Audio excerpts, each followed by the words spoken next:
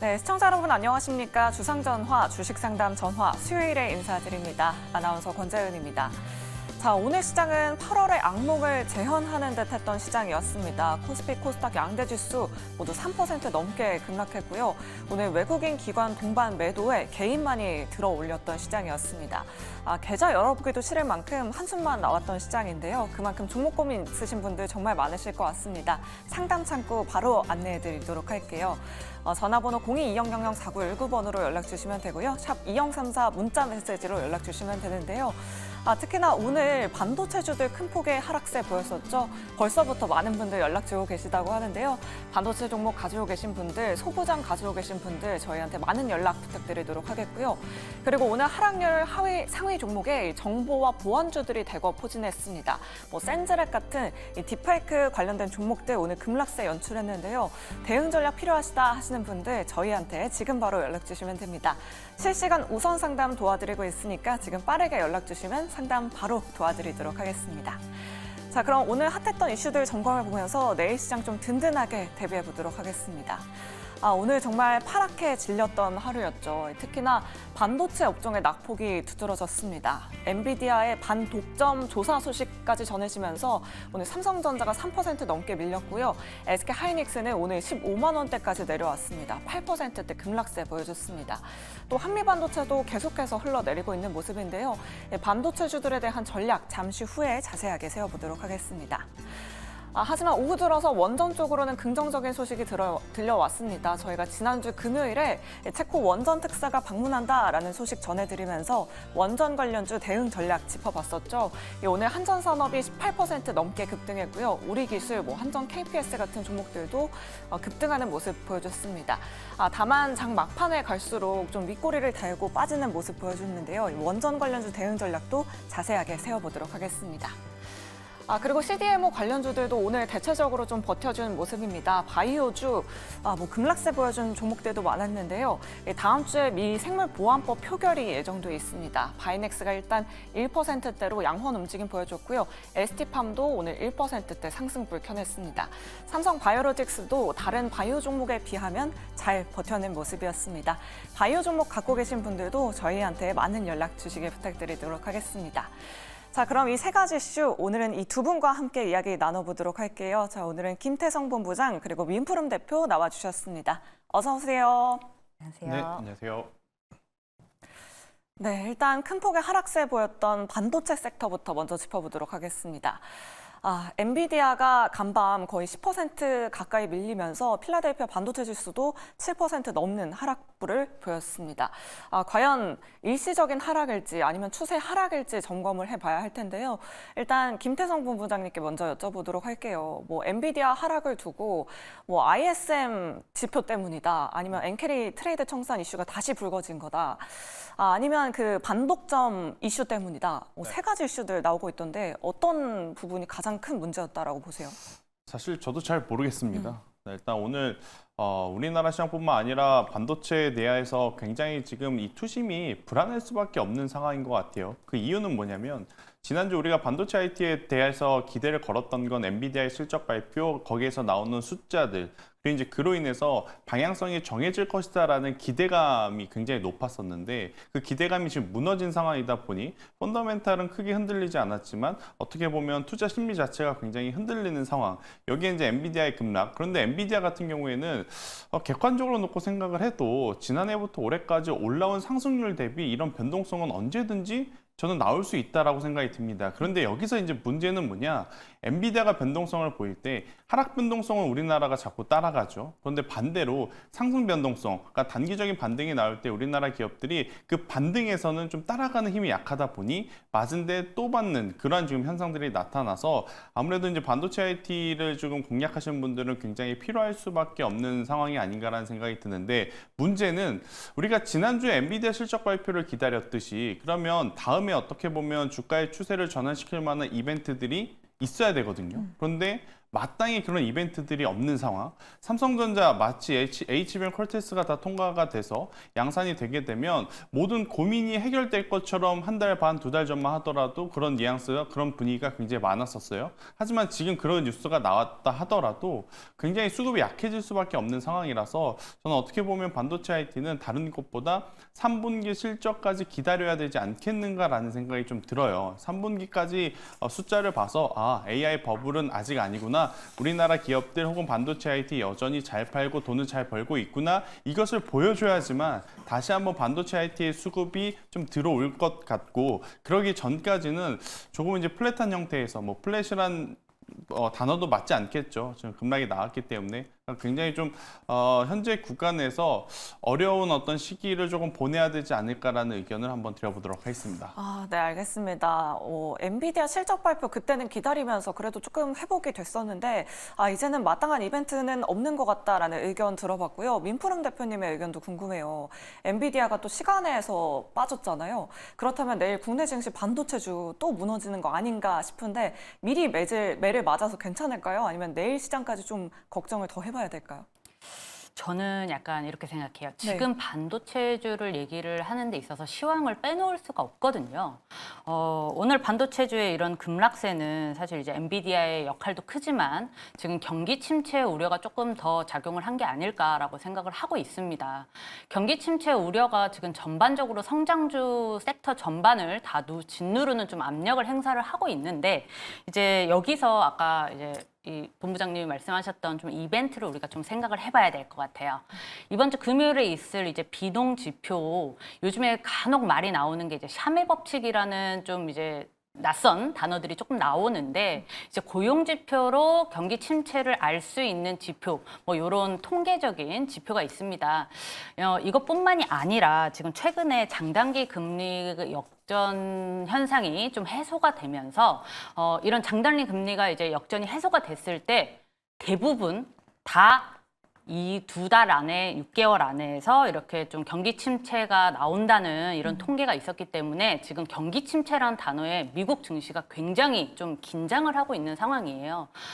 경기 침체라는 게 굉장히 무섭죠. 왜냐하면 얼마나 갈지도 모르고 그다음에 낙폭을 얼만큼 키울 수 있을지도 가늠이 안 되는 상황이기 때문에 지금 성장주가 그래서 힘을 못 쓰고 있다고 저는 판단을 하고 있습니다. 그래서 이번 주에 있을 비농 지표를 조금 유심히 봐야겠고요. 그다음에 이제 우리가 금리 인하를 조금 기대하고 있는 게 이제 B컷에 대한 기대감이 많잖아요. 그래서 그것도 이제 추석이 조금 지나야 향방을 어느 정도 잡을 수 있지 않을까라고 생각을 하고 있습니다. 네, 알겠습니다. 이번 주 금요일에 나올 고용 지표까지 꼼꼼하게 확인해 보시면서 이 경기 침체 여부를 꼭 확인해 보셔야 될 것 같습니다. 그럼 좀 종목으로 좁혀서 SK 하이닉스 한번 살펴보도록 하겠습니다. 김태성 본부장님께 여쭤보도록 할게요. 오늘 SK 하이닉스가 8% 넘게 급락하면서 15만 원대까지 물어앉았습니다. DB금융투자에서는 2024년 실적 추정치를 하향 조정하면서 목표 주가도 내려잡았는데 이제 SK 하이닉스의 눈높이를 낮춰 잡아야 할 시점인 건지 어떻게 생각하세요? 너무 눈높이에 대한 변동성이 큰 거 아닌가 싶습니다. 그러니까요. 불과 2달 전만 하더라도 각 하우스분들마다 SK하이닉스의 목표가를 굉장히 높게 올려 잡았었는데 지금 3분기 들어오면서 특히 이제 반도체 IT에 대한 시선이 진짜 많이 바뀌었다라는 걸 느끼게 되는 리포트들이 좀 많은 것 같아요.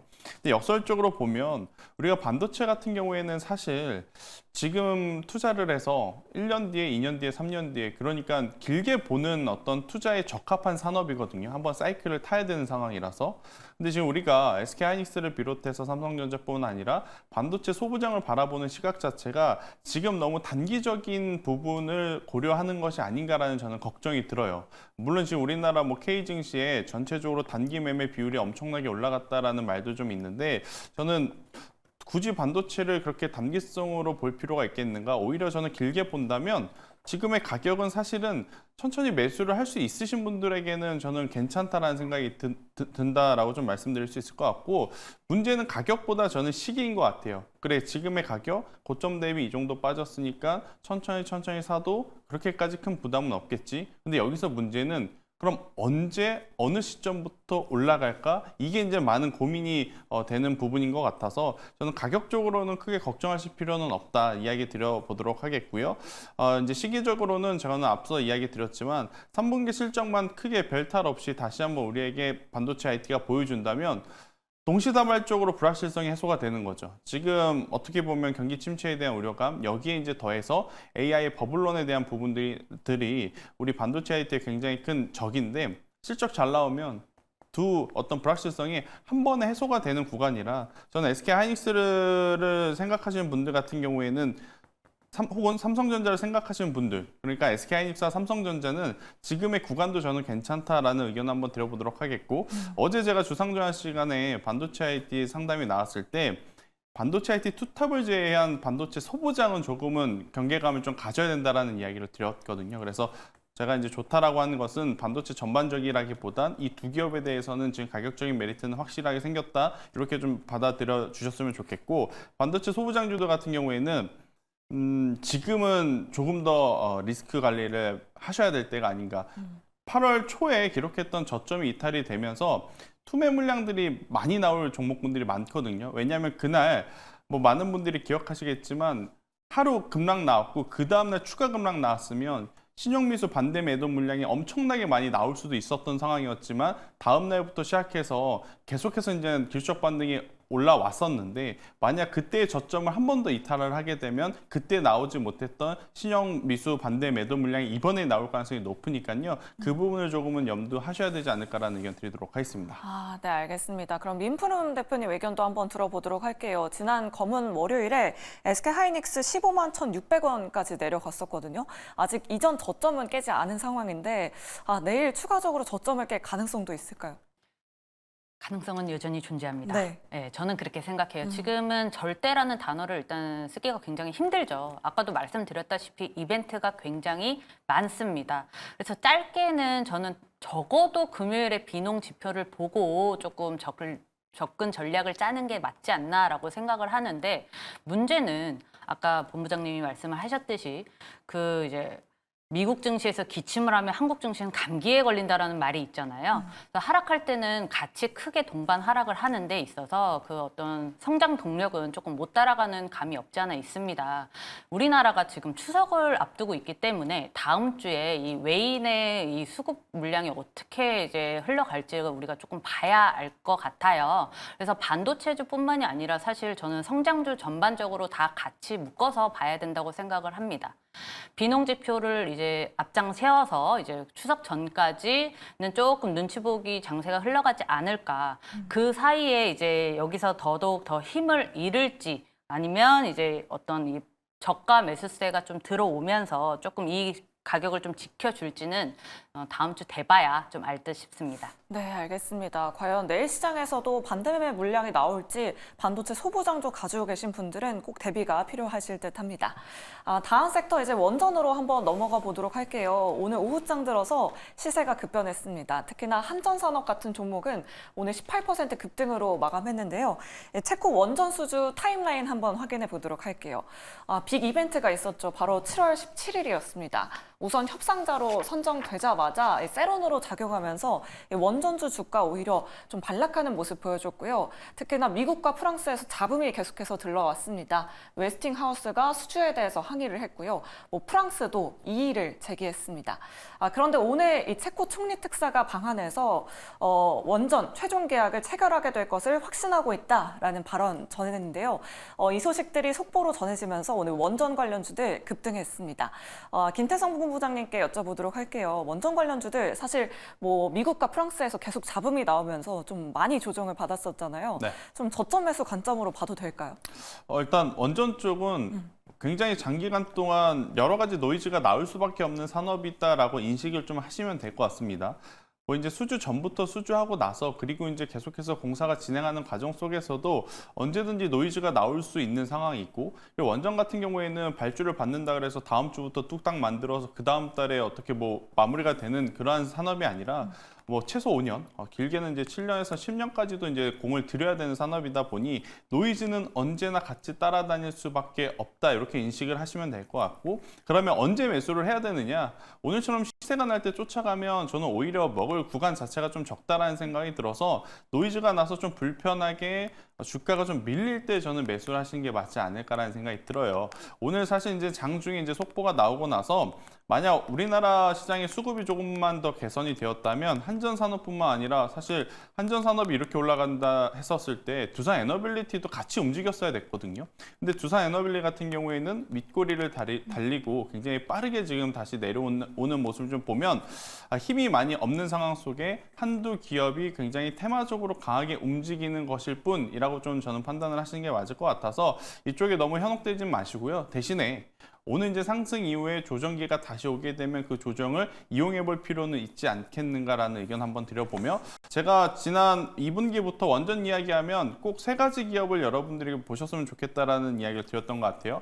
한전산업이 수주를 하는 것이고요. 한전 KPS가 설계를 그릴 것이며, 여기에 이제 두산 에너빌리티가 이제 시공을 하기 때문에 그 외의 종목군들 같은 경우에는 사실은 확실하게 원전주다라고 보기에는 조금 어렵습니다. 뭐 우진과 우진엔텍은 좀 논외로 이제 봐야 될 것 같고, 그렇기에 지금 만약 원전주를 바라보신 분들이 계시다면 종목별로 정말로 이 컨소시엄에 실제로 참여를 해서 성과를 낼 수 있는 기업인지, 아니면 단순히 과거의 이력 때문에 원전주로 포함돼서 움직이는 것인지 그것을 구별해 줄 필요는 있다는 의견을 드리겠습니다. 네, 알겠습니다. 타픽 종목으로 두산 에너빌리티, 한전 KPS, 한전 기술 꼽아주셨고요.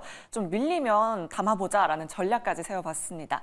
그럼 대표님 의견도 궁금해요. 아까 뭐 성장주, 반도체주 좀 보수적으로 보자라고 말씀해 주셨는데, 그럼 원전주가 좀 시장의 대안이 될 수 있을까요? 이것도 굉장히 재밌는 네. 섹터군이죠.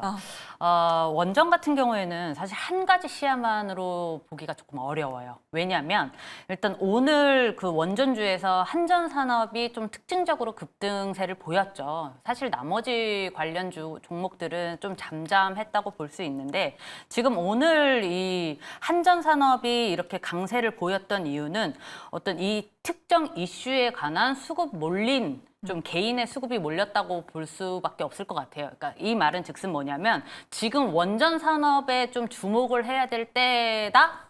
저는 아니라고 조금 생각을 하는 쪽이에요. 왜냐하면 분명히 파이는 있어요. 왜냐, 이번 올해에 미국 대선이 있기 때문에 해리스 부통령이 조금 이제 지지율이 조금 올라가면 올라갈수록 이제 차세대 에너지, 즉 친환경 에너지 쪽에 좀 주목을 받을 수밖에 없고, 그 중에 하나가 원전이죠. 그리고 또 원전뿐만이 아니라 이제 저는 한전 산업을 좀 괜찮게 보고 있었는데, 이제 AI 데이터 센터를 좀 이제 이렇게 확장을 하기 위해서는 전력망이 굉장히 필수적으로 좀 필요하다 보니 전기 관련주들이 좀 주목을 많이 받았었잖아요.